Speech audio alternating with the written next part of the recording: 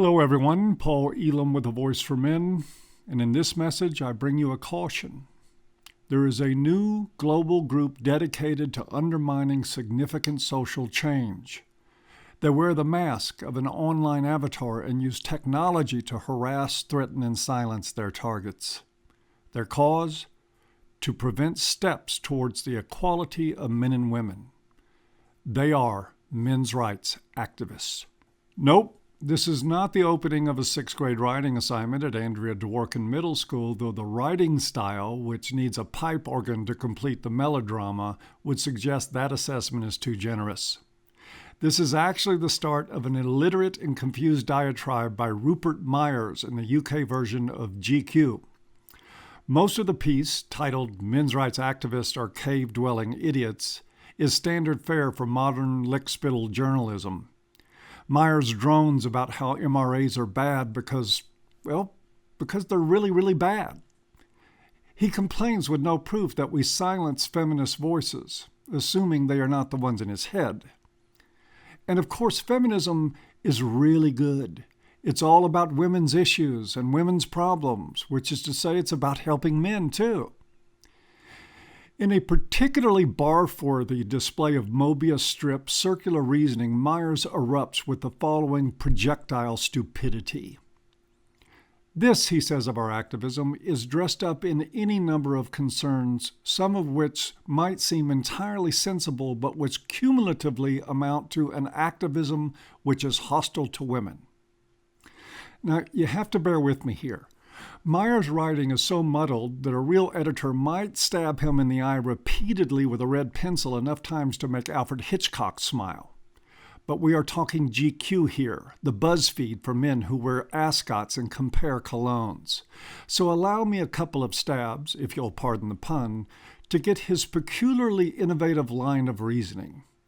He concedes that taken individually our concerns may have merit, but concludes that cumulatively they amount to misogyny. So, talking about the massive gender disparity in suicide is okay, but if we also talk about male genital mutilation, then we hate women? Or perhaps what he is saying, in his own uniquely nebulous way, is that we might, mind you, have some valid concerns, but speaking up for them is the same thing as putting a ball gag on women. Of course, Myers does not seem to notice that many of the most prominent advocates for men and boys are women. This is inexplicable for Myers, so he doesn't bother trying to explain it. What he does instead is put out the standard feminist talking points on some women's issues. Some of them are real, and some of them debunked so many times that they have bruises. He does so as if to say, there, case closed. That's it, nothing need to be said. The inference being here that as long as there is any injustices facing women, then talking about injustices facing men amounts to gender sacrilege. Newsflash, folks. We have a report that a woman in southern Iowa is having difficulty pairing her iPhone with her printer. Perhaps when she is freed from that patriarchal cage, we can talk about male suicide or even prostate cancer. Until then, you selfish, privileged MRAs can just shut the fuck up. I suppose that Myers felt obligated to give me a mention, though I'm sure it was hard to follow Jeff Charlotte, who used a female shill and a pedophile to create the story he wrote on us for GQ. So instead, Myers, who looks kind of like Alfred E. Newman with liver disease, quoted one of my headlines from a piece about the Bill Cosby witch hunt. The headline read, "Bill Cosby's victims are just a bunch of drug-whoring starfuckers." I admit that the headline pales in comparison to something as pithy as men's rights advocates are a bunch of cave-dwelling idiots, but hey, I'm just a simple blogger. I don't have the writing chops so obviously in demand at GQ.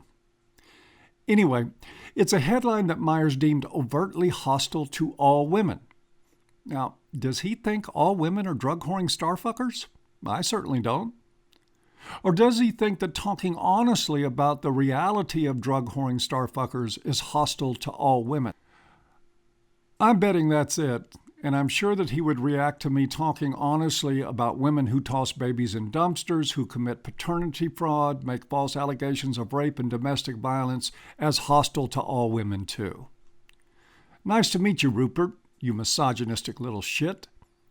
You see, most people get that when we are talking about aberrant, dangerous human beings, we are talking about the minority. It is the bigots of the world who can't distinguish between outliers and the mainstream. This form of destructive misogyny, practiced primarily by feminists, is why we can't have an honest discussion about how 50 women suddenly appeared with an army of lawyers after, in many cases, decades of silence about alleged sexual assaults. Personally, Rupert, I'm still betting on drug-whoring starfuckers, but at least I have the decency to let due process make the final determination. Seriously, if you will allow me a closing digression, who the fuck reads GQ anyway? The only time anyone in my life has ever asked, did you read this or that in GQ, was when they were writing about me. I have spent relatively equal amounts of time on either side of white-collar and blue-collar life, and I have never seen a single issue on a friend's coffee table. I don't know, maybe some of them do read GQ and keep it under the bed with their porn. Wait, no. Porn is generally for men. GQ isn't. Maybe that's why their readership is declining so sharply, and in a last-ditch effort for relevance, they are trying to become the Good Men Project for guys who buy sparkling blue dinner jackets.